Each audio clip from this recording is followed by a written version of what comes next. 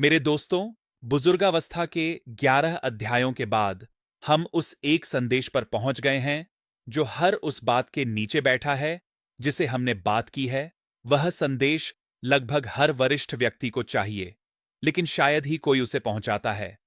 आपकी कहानी खत्म नहीं हुई है।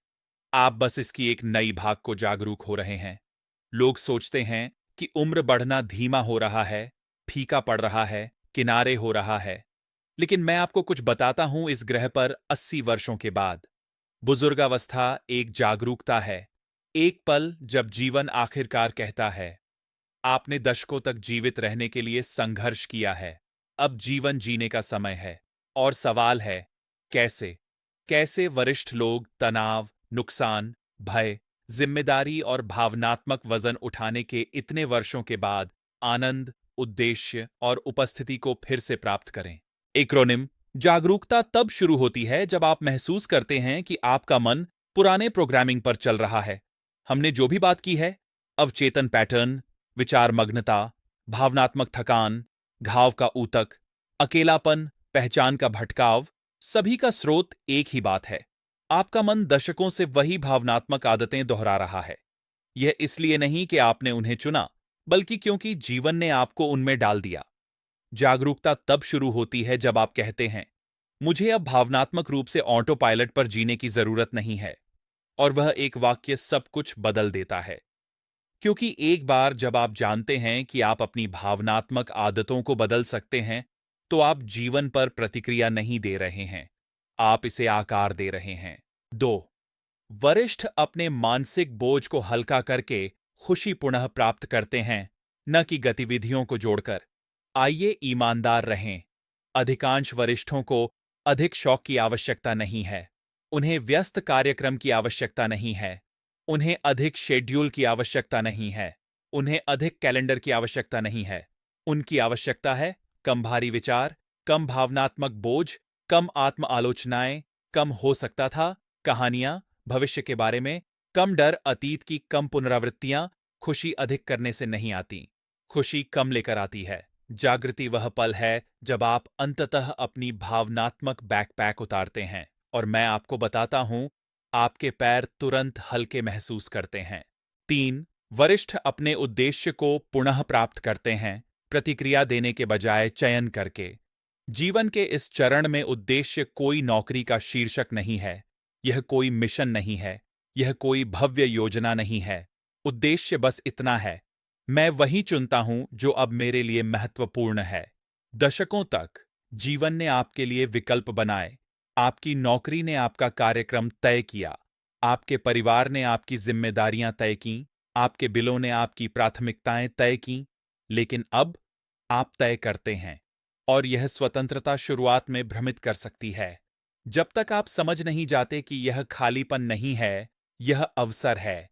वरिष्ठावस्था में उद्देश्य मिलता है उन संवादों में जो अर्थपूर्ण लगते हैं, छोटी उदारता के पलों में, जिज्ञासा में, जिसे आपने कभी समय नहीं निकाला। उन लोगों को आप अपने ज्ञान से उठाते हैं, सिर्फ उम्र ही जो दे सकती है।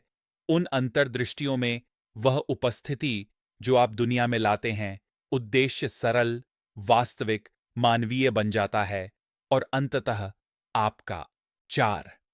वरिष्ठ लोग अपनी उपस्थिति फिर से प्राप्त करते हैं जब वे भविष्य को जल्दी करने से रुक जाते हैं और अतीत को फिर से देखने से रुक जाते हैं। उपस्थिति जीवन के बाद के चरण का सबसे बड़ा उपहार है। आप अब दौड़ नहीं रहे हैं, आप अब साबित नहीं कर रहे हैं, आप अब प्रतिस्पर्धा नहीं कर रहे हैं, आप अब जल्दी नहीं कर रहे हैं। लेकिन मन स्वचालित रूप से धीमा होना नहीं जानता। यह दशकों से उच्च गति पर दौड़ रहा है। जागृति आपको यह सिखाती है, उपस्थिति कोई मूड नहीं है, यह एक आदत है, और यह एक छोटे से विकल्प से शुरू होती है। मैं इस पल पर ध्यान केंद्रित करता हूं, बस इसी पर। आपको 1 घंटे के लिए ध्यान करने की जरूरत नहीं है। आपको धूप बत्ती, गुरु या मंत्र की आवश्यकता नहीं है।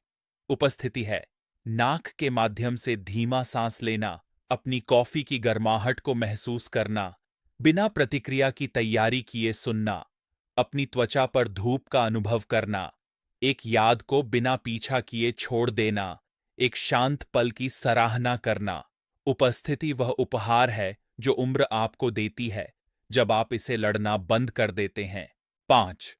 जागरूकता केवल एक चीज की मांग करती है। छोटे आदतें धीरे धीरे दोहराई जाएं, न कि अनुशासन, न कि प्रेरणा, न कि बड़े जीवन शैली परिवर्तन। छोटी आदतें, छोटे पल में रुकावट, मोड़ में छोटे बदलाव।